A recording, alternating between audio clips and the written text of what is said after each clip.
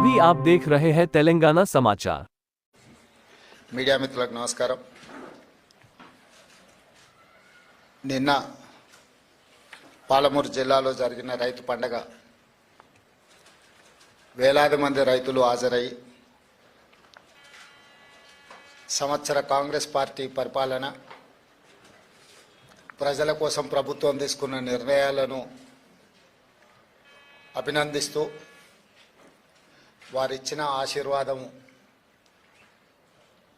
మా ప్రభుత్వానికి ఒక గొప్ప శక్తిగా, భవిష్యత్తులో ప్రభుత్వాన్ని ముందుకు నడపడానికి అవసరమైన ఇంధనం మాకు వచ్చినట్టుగా మేము భావించి, ఏ జిల్లా అయితే నిండు మనసుతో ఈ ప్రభుత్వాన్ని ఆశీర్వదించిందో సంవత్సరం తర్వాత కూడా అంతే ఉత్సాహంతో ఈ రైతు పండుగలో పాల్గొన్న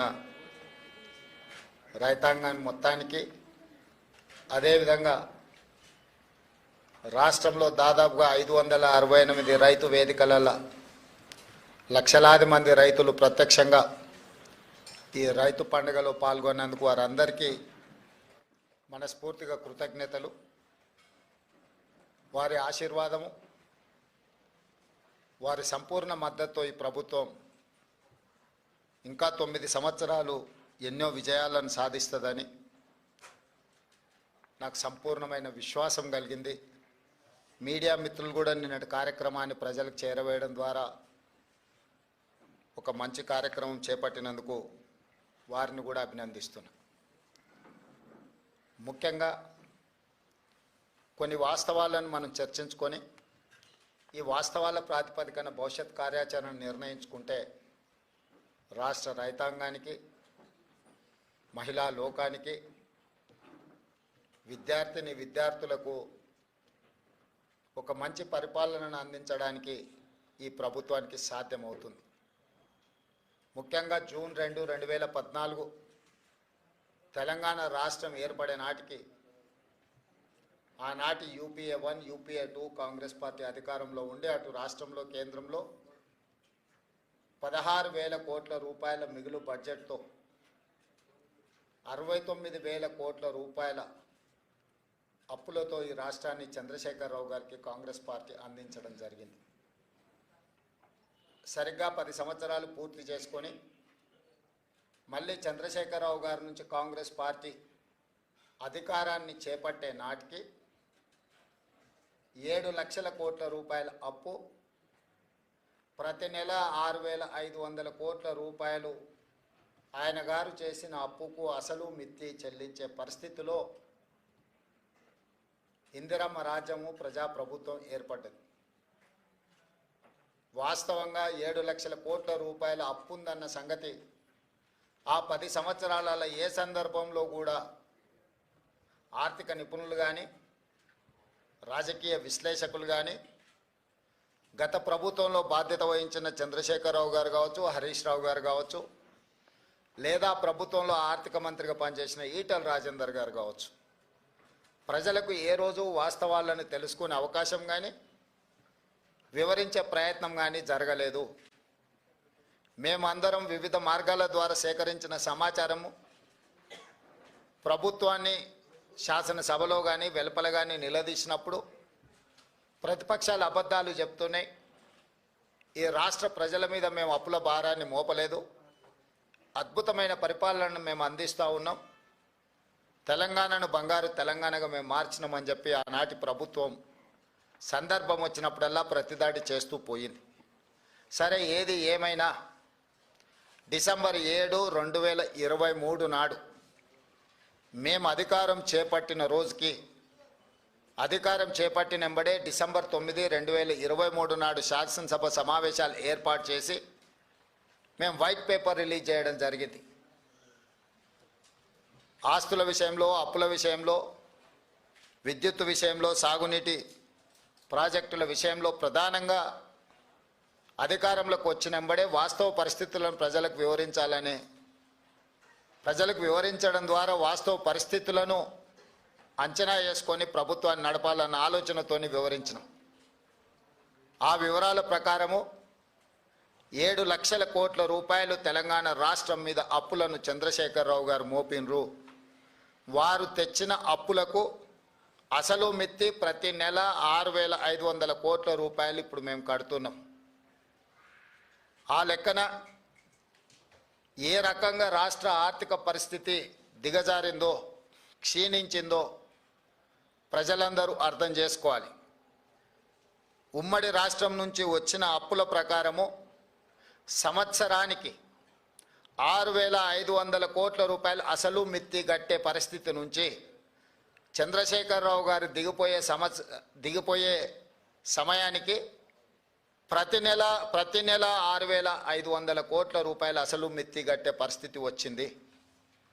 అయినా అధైర్యపడకుండా ఇచ్చిన గ్యారంటీలను అమలు చేస్తూ, అందులో ప్రధానంగా రైతు సంక్షేమం అనేది, రైతును రాజును చేయడమే లక్ష్యంగా పండిత్ జవహర్లాల్ నెహ్రూ గారి నుంచి మొదలు పెడితే డాక్టర్ వైఎస్ రాజశేఖర రెడ్డి గారు ఉమ్మడి రాష్ట్రంలో ముఖ్యమంత్రిగా బాధ్యత చేపట్టి ఇచ్చిన ఉచిత కరెంటు వరకు రైతులే మా ఎజెండా, రైతుల తలరాత,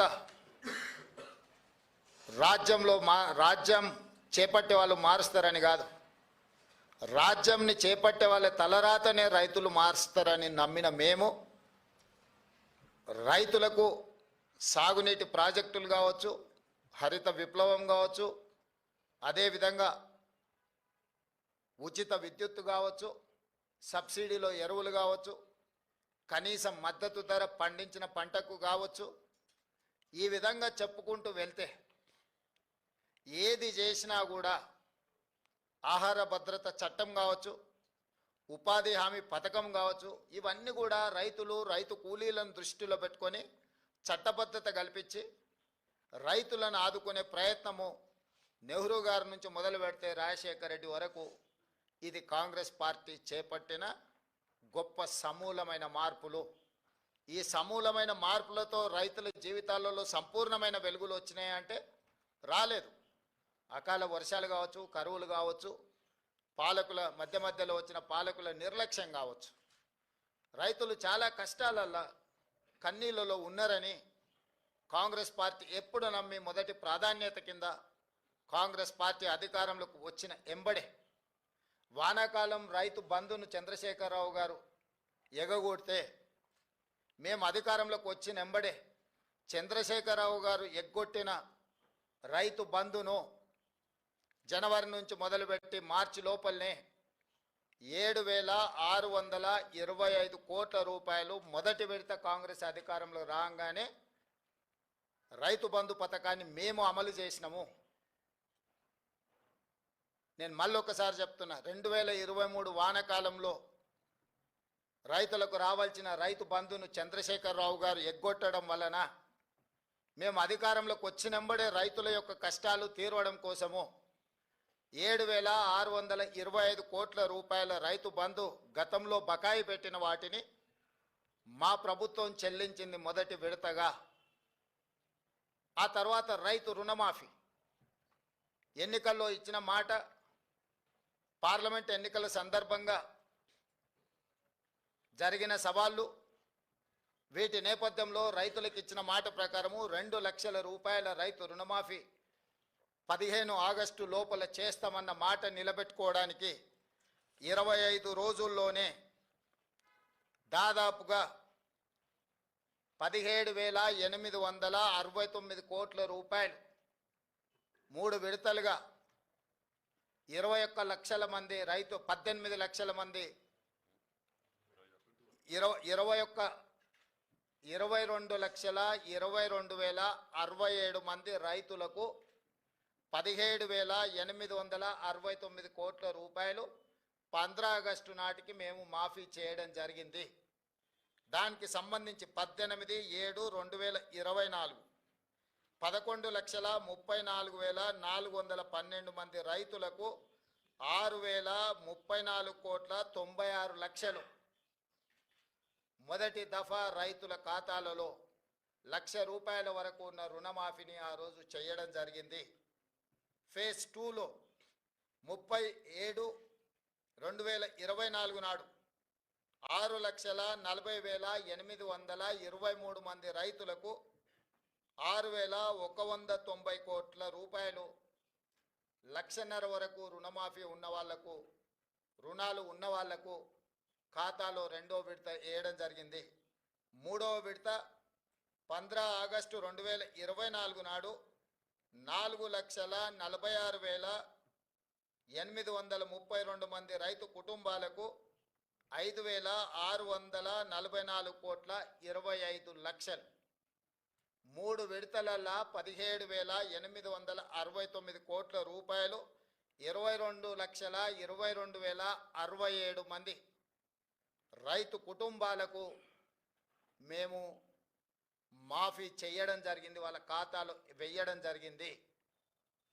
నిన్న 30/11/2024 నాడు 2,747 కోట్ల రూపాయలు మహబూబ్ నగర్ జిల్లాలో చివరి విడతగా, 4వ విడతగా గతంలో సాంకేతిక లోపాలతోటో లేదా రేషన్ కార్డుల విషయంలో కొంత గందరగోళం ఉండడమో లేదా బ్యాంకులు వివరాలు అందించడంలో కొంత తాత్సారం చేయడమో రకరకాల కారణాల చేత 3,13,897 రైతు కుటుంబాలకు 2,747 కోట్ల 67 లక్షలు నిన్న వాళ్ళ ఖాతాలో వేయడం జరిగింది.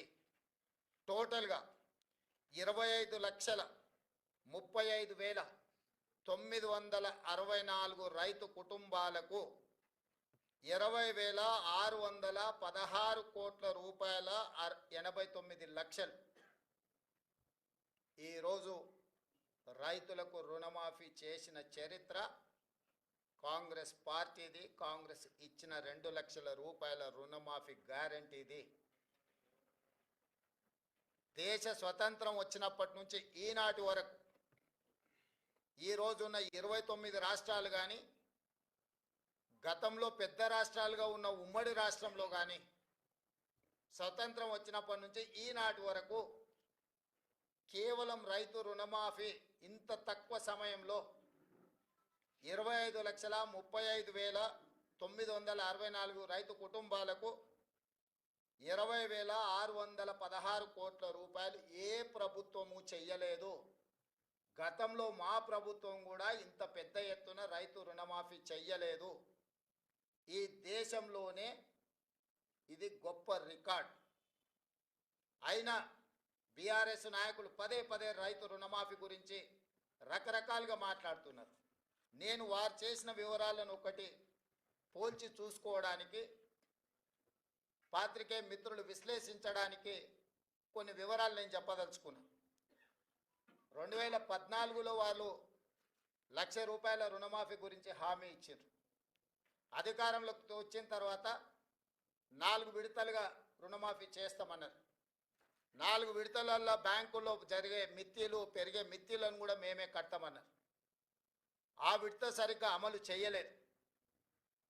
రెండవసారి మళ్ళీ హామీ ఇచ్చారు 2018 ఎన్నికల్లో. 2018 ఎన్నికల్లో కూడా 1,00,000 రూపాయలు ఏక మొత్తంలో రుణమాఫీ చేస్తామని చెప్పిన ప్రభుత్వం ఆనాడు వాళ్ళకు చెయ్యలేదు.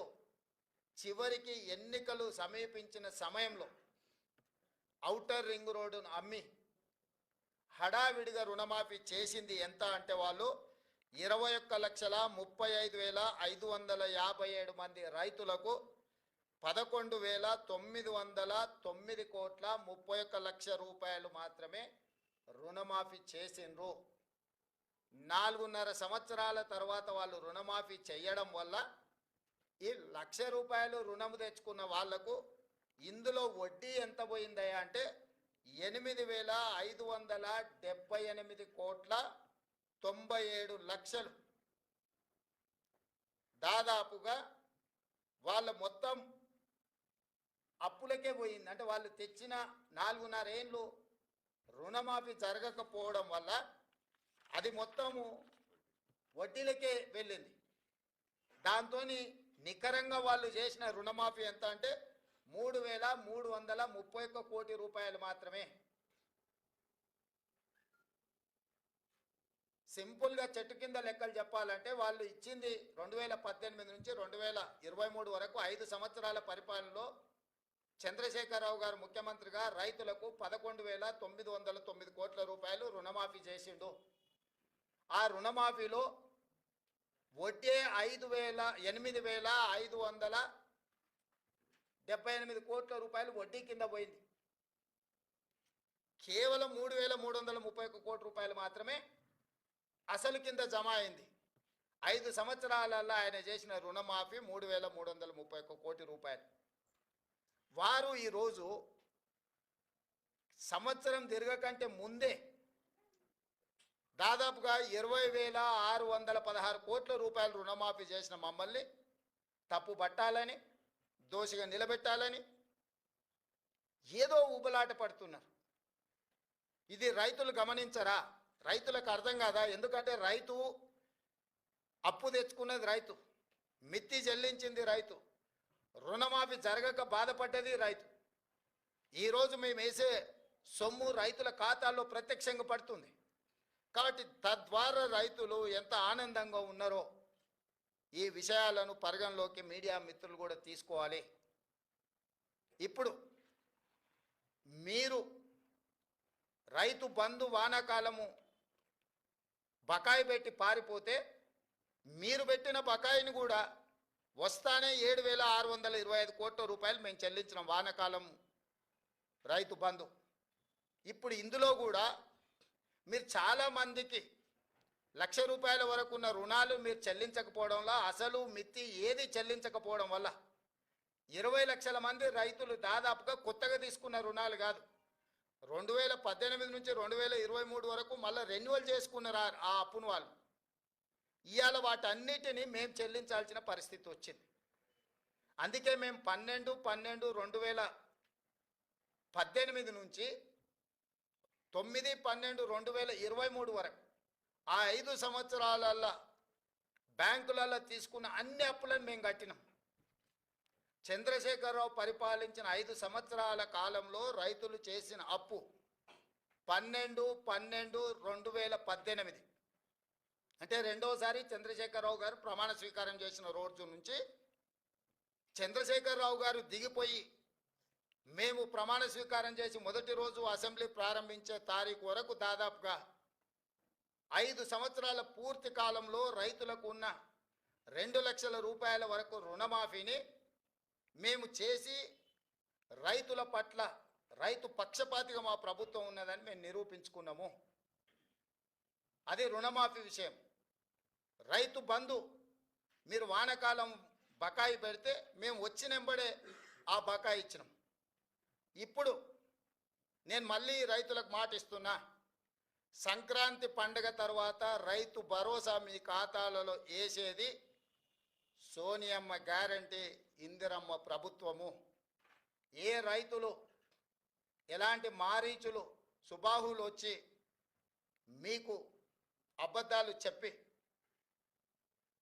ఆనాడు పురాణాలలో విశ్వామిత్రుడు యజ్ఞం చేస్తుంటే రాక్షసులు ముఖ్యంగా మారీచుడు సుబాహులు వచ్చి ఆ యజ్ఞాన్ని భగ్నం చేయాలని ప్రయత్నం చేస్తే రామలక్ష్మణులు ఎట్లయితే కాపలా కాసి విశ్వామిత్రుడు చేపట్టిన యజ్ఞాన్ని సంపూర్ణంగా పూర్తి చేసిండ్రో ఈనాడు కూడా మా ప్రభుత్వము రైతు భరోసా కొనసాగిస్తుంది. సంక్రాంతి పండుగ తరువాత సోనియా గాంధీ గారి గ్యారెంటీగా నేను చెప్తున్నా, మీ రైతు భరోసా మీ ఖాతాలో పడుతుంది. ఎవరిని నమ్మకండి. ఇట్లాంటి మారీచులు మీ దగ్గరికి మారు వేషంలో వస్తూనే ఉంటారు. ఆనాడు సీతమ్మను ఎమర్చడానికి బంగారు లేడీ రూపంలో వచ్చిన మారీచుడే ఈరోజు మారు వేషంలో మళ్ళీ బీఆర్ఎస్ బీజేపీల రూపంలో మీ దగ్గరకు వస్తారు. ఈ మారీచులను మీరు విశ్వసించకండి. సంక్రాంతి పండుగ తరువాత మీ రైతు భరోసా మీ ఖాతాలలో పడుతుంది. విధి విధానాలకు సంబంధించి మంత్రివర్గ ఉపసంఘం వేసిన బట్టి విక్రమార్క గారు, పొంగులేటి శ్రీనివాసరెడ్డి గారు, తుమ్మల నాగేశ్వరరావు గారు, ఇతర మంత్రుల చేత మంత్రివర్గ ఉపసంఘాన్ని విధి విధానాలను ఖరారు చేయడానికి వేసినాం.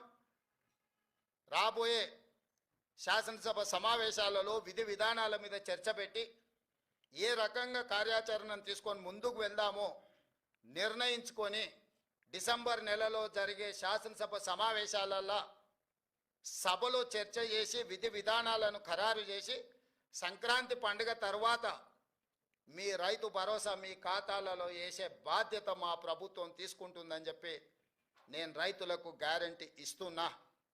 రైతు రుణమాఫీ చేస్తామన్నాం, చేసి చూపించినాం.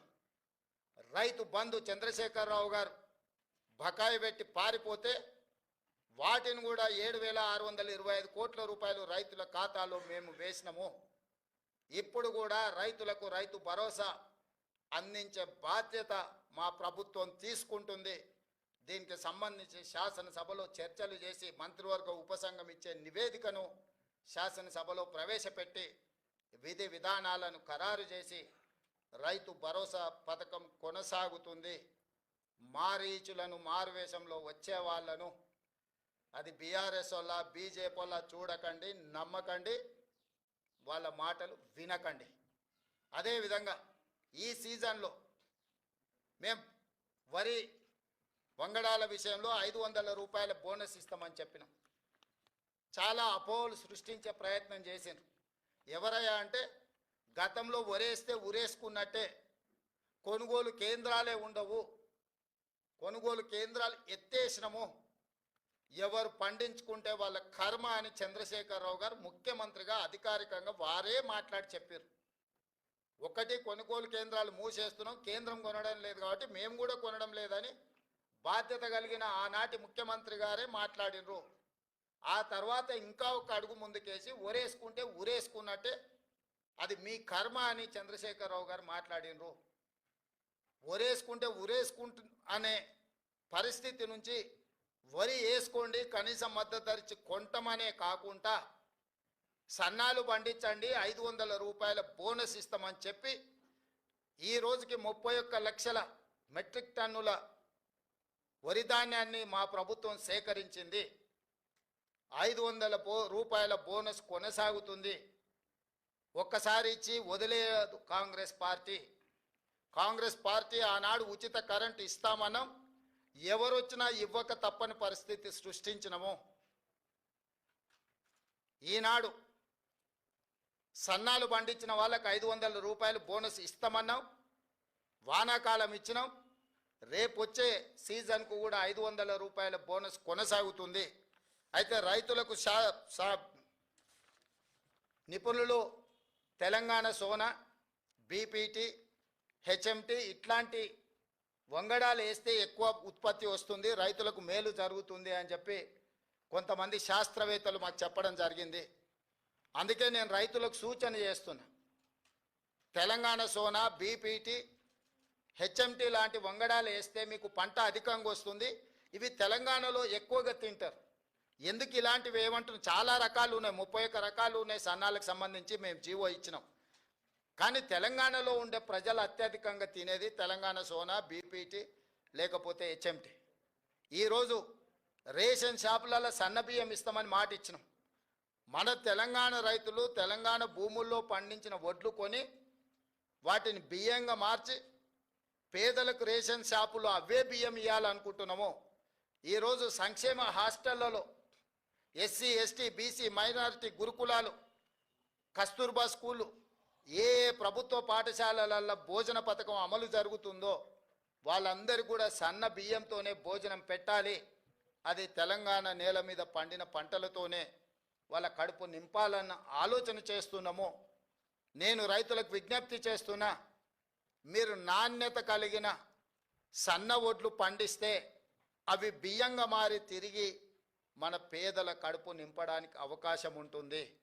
ఈరోజు మీరు పండించే సన్న వడ్లు ఎఫ్సిఐకో ఇతర రాష్ట్రాలకో తరలించకుండా తెలంగాణ ప్రజలకే మళ్ళీ బియ్యం రూపంలో పేదలకే పంచాలనుకుంటున్నాం. కాబట్టి మీరు పండించే పంట మళ్ళీ మన వాళ్ళే భోజనం చేస్తారు. కాబట్టి దాని పట్ల కూడా తెలంగాణ రైతాంగం సన్నాలు పండించాల్సిందిగా నేను సూచన చేస్తున్నా. కాబట్టి ఈ విషయాలలో ఎలాంటి అపోహలకు తావు ఇవ్వకండి మీడియా మిత్రులారా. మీ వైపు నుంచి కూడా సహకారం అవసరం ఉన్నది. ఏంటంటే ఈ పథకాలు అమలు చేయడమే కాదు, అమలు చేస్తున్న విధానం కూడా ప్రజలకు చేరాలి. ఆ విధానాన్ని వివరించాల్సిన బాధ్యత రైతు బిడ్డలుగా మీ మీద ఉన్నది. ఇక్కడ ఉన్న వాళ్ళు 99% గ్రామీణ ప్రాంతాలలో రైతుల బిడ్డలే ఈరోజు పాత్రికేయులుగా ఇక్కడ ఉన్నారు. ఇది రైతులకు సంబంధించిన విషయము. రాజకీయాలకు అతీతంగా రైతులకు దగ్గరగా పేదలకు ప్రయోజనకరంగా ఈ ప్రభుత్వం తీసుకుంటున్న నిర్ణయాన్ని మీరు ప్రజలకు చేరవేయండి. రాజకీయపరమైన భిన్న అభిప్రాయాలు ఏమైనా ఉంటే వేరే సందర్భంలో వాటి మీద చర్చించుకుందాము. ఇది రాజకీయాలు చేసే సందర్భం కాదు. పాలకపక్షమైనా ప్రతిపక్షమైనా ప్రజాప్రతినిధులైనా పాత్రికేయ మిత్రులైనా ఒక బాధ్యతతో ఒక యజ్ఞంలాగా భావించి ప్రభుత్వం చేపడుతున్న ఈ యొక్క మంచి విధానాన్ని రైతులకు చేరవేయండి. వాళ్ళకు భరోసా విశ్వాసాన్ని కల్పించండి. రైతు భరోసా విషయంలో భరోసా కల్పించండి. బోనస్ విషయంలో వాళ్ళకు భరోసా కల్పించండి. ఈ ప్రభుత్వం రైతుల కోసమే ఉన్నది. వ్యవసాయం దండగ కాదు, వ్యవసాయం పండుగ చెయ్యాలి. చేసి చూపిస్తాం. ఇప్పటి వరకు చేసినాం, భవిష్యత్తులో కొనసాగిస్తాం. రైతులకు అంటే మీరు ఇచ్చినటువంటి కార్యక్రమాల హామీలు కానీ మీరు కనీసం ప్రజల్లోకి తీసుకెళ్ళలేకపోతున్నారు. మీ ఎమ్మెల్యేలుగా మీ ప్రజాప్రతినిధిగా ప్రభుత్వం కానీ ప్రజలకు ఈ యొక్క కార్యక్రమాలను కూడా అనుకున్నంత స్థాయిలో తీసుకోలేకపోతుంది. అదే అందుకే ఇంతకుముందే మీ బాధ్యత అదే గుర్తు చేసిన. మామూలుగా చిన్నపిల్లలు అంటారు చూడు, సేమ్ టు యూ అని.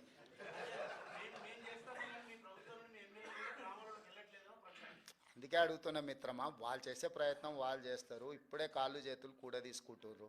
ఎన్నికల సందర్భంగా అయిన గాయాలు మేము మంచి చేస్తే ఆటోమేటిక్గా మీరు చేరవేస్తారనే నమ్మకము, ఇవన్నీ కొంచెం రకరకాల ఇబ్బందులను తెచ్చిపెట్టినాయి. ఆ ఇబ్బందుల నుంచి బయటకు వచ్చి మీరు కూడా తలా ఓ చెయ్యండి. ఎందుకంటే మరీ పేదోళ్ళు అయితే రేషన్ షాప్లో సన్నబియ్యం వస్తాయి. మీకు పొలాలు ఉన్న వాళ్ళు అయితే బోనస్ వస్తుంది. మీరు ఒకవేళ కౌలు రైతులు అయితే 500 రూపాయలు బోనస్ వస్తుంది. రైతు భరోసా వస్తుంది. సో ఇవన్నీ కూడా మనందరికీ ప్రయోజనం చేకూర్చే పథకాలు కాబట్టి మనందరం కూడా బాధ్యతతో ముందుకెళ్దాం. ఇవాళ ఒకరు చేసిండ్రు ఒకరు చేయలేదని మనం ఒకరి మీద ఒకరు ఆరోపణలు చేసుకునే కంటే మనందరం కలిసి ఈ విషయాలను అన్నిటినీ రైతులకు చేరవేస్తే బాగుంటుంది అనేది నా ఆలోచన.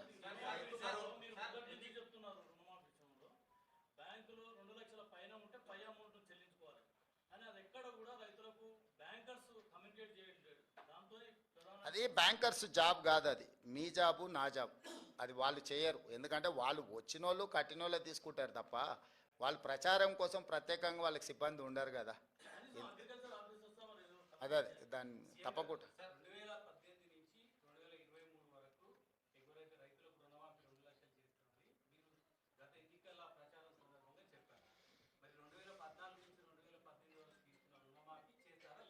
లేదు, స్పష్టంగా చెప్పినాం కదా. కట్ ఆఫ్ డేట్ కూడా ఇచ్చినాం. మీకు ఎలాంటి అనుమానాలు అక్కర్లేదు.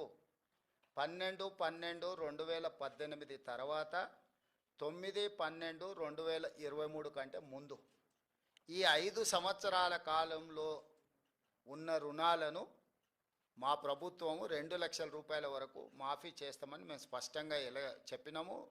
దాని మీదనే జీవో ఇచ్చినాం. ఇచ్చిన జీవోకు చెప్పిన మాటకు ప్రభుత్వం కట్టుబడి ఉంది.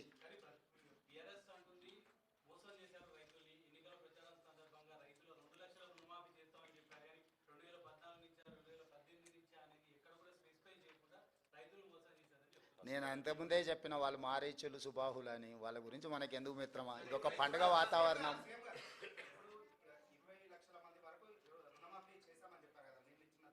25 లక్షలు. మళ్ళీ సరిగ్గా నెంబర్ చెప్పాలంటే మళ్ళీసారి చెప్తా. 25,35,964 మందికి చేసినాం. 2 లక్షల వరకు 100% కంప్లీట్ అయిపోయింది. 2 లక్షల రూపాయల వరకు బ్యాంకుల్లో 12/12/2018 నుంచి 9/12/2023 మధ్యకాలంలో 2 లక్షల రూపాయల రుణమాఫీ తీసుకున్న వాళ్ళు సంపూర్ణంగా పూర్తి అయిపోయినరు.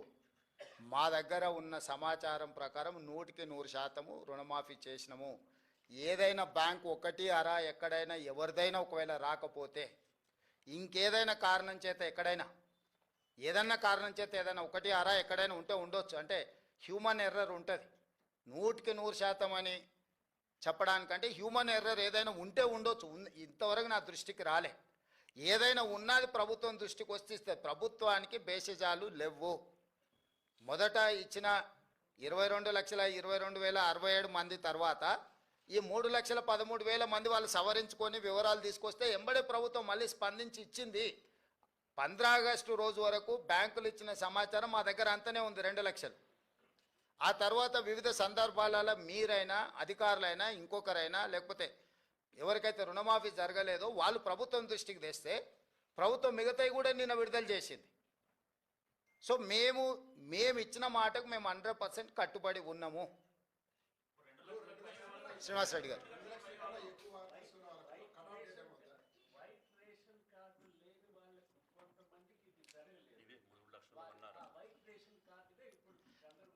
లేదు ఇప్పుడు మాఫీ చేసిన దాంట్లో కార్డు లేని వాళ్ళని కూడా తీసుకొనే ఇచ్చినాం.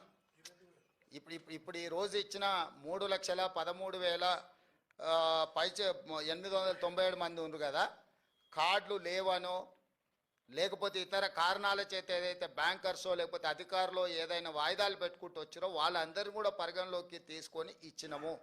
ఎలాంటి గందరగోళం లేదు. రేషన్ కార్డు లేనంత మాత్రాన రుణమాఫీ జరగదు అనేది తప్పు. భూమి ఉండాలి, భూమి మీద అప్పు ఉండాలి, అప్పు ఈ సమయంలో ఉండాలి. ఇందులో ఉన్న వాళ్ళందరికీ జరిగింది.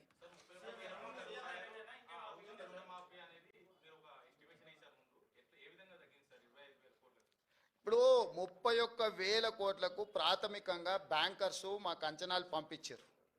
ఎందుకు పంపించారు అంటే వాళ్ళు 2014 నుంచి 18 వరకు చంద్రశేఖరరావు ఎగగొట్టిన బకాయిలు కూడా ఉన్నాయి కదా, ఒక్కటేసారి గవర్నమెంట్ కడితే అన్నీ తీసేసుకోవచ్చు అని కొందరు వివరాలు ఇచ్చారు. నీకు అర్థమైంది కదా. మేము బ్యాంక్ రుణమాఫీ రైతులకు చేస్తున్నామని కట్ ఆఫ్ డేట్ వాళ్ళకి తెలియదు కదా. మీ దగ్గర ఎవరెవరు ఖాతాలు ఉన్నాయో ఎన్ని బాకీలు ఉన్నాయో చెప్పండి అనగానే బ్యాంక్ వాళ్ళు ఇవే కాదు లాంగ్ టర్మ్ లోన్స్ కూడా అందులో కలిపి రాసి ఇచ్చారు. అంటే లాంగ్ టర్మ్ లోన్ అంటే వ్యవసాయ భూమి పెట్టి పోల్ట్రీ ఫామ్కు తెచ్చుకొని ఉంటారు, లేకపోతే ఇతర వ్యాపారానికి తెచ్చుకొని ఉంటారు. రకరకాల కారణాల చేత లాంగ్ టర్మ్ లోన్లు తెచ్చుకునేవి కూడా వాళ్ళ బ్యాంకులు ఉన్న అన్నిటినీ ప్రాథమిక అంచనాలు పంపించారు. తర్వాత మైన్యూట్ గైడ్ లైన్స్ ఇచ్చి ఈ ఫ్రేమ్లో ఉండి మీరు ఇచ్చే ఏవైతే వివరాలు ఉన్నాయో సంతకం పెట్టి ఇవ్వమని చెప్పినాం బ్యాంకర్స్కి.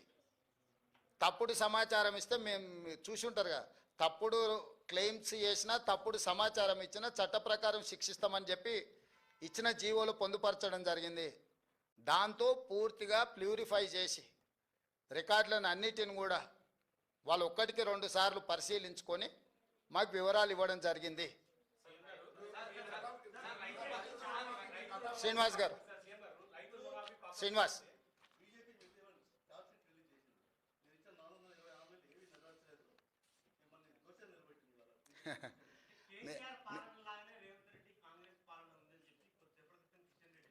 నేను అదే కదా. ఇప్పుడు గుజరాత్లో నిషేధం ఉంది అని వాళ్ళు చెప్తారు. మీకు బస్సు పెట్టి తీసుకెళ్తా, గుజరాత్లో ఏమేమి బ్రాండ్లు దొరికితే ఒకసారి చూసేద్దాం పదా. కిషన్ రెడ్డి గారికి తెలంగాణ రాష్ట్రంతో ఏం సంబంధమై మాట్లాడడానికి మొన్ననే చెప్పాను, నేను గుజరాత్ గులాంని అక్కడనే పోతున్నా అని. ఆయనకేం అర్హత ఉంది? వారికి ఒక్కటే నా సూచన, 2014, 2019, 2023 3 ఎన్నికలలో నరేంద్ర మోడీ గారు ఇచ్చిన హామీలు మేనిఫెస్టో కాపీలు తీసుకొని మా మంత్రులు వస్తారు. వాళ్ళ తరఫున ఎవరు వస్తారో 11 సంవత్సరాల మోడీ గారి హామీలు, 10 నెలల్లో మా హామీల మీద ప్రత్యేకంగా చర్చ పెట్టుకుందాం. మాకు ఎలాంటి ఇబ్బంది లేదు. అందుకే నేను మంత్రులను పంపిస్తా అన్నా.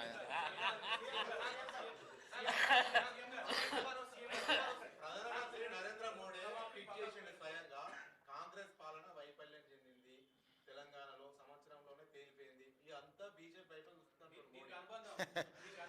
నేనేమంటున్నానంటే ఎవరికైనా వాళ్ళ పిల్లలు కాకి పిల్ల కాకి ముద్ద అని చెప్పారు పెద్దోళ్ళు, అవునా? సో కాకి పిల్ల ముద్ద అన్నట్టు వాళ్ళందరూ బీజేపీ వాళ్ళు పోయి కలిసినప్పుడు ఆయన మీరు ఎందుకు వణికిరారు, మీరు అనా పైసకు చెల్లరు, నెత్తి మీద రూపాయి పెడితే ఏకాన కూడా మీరు చెల్లరని మొహం మీద అనలేడు కదా మోడీ.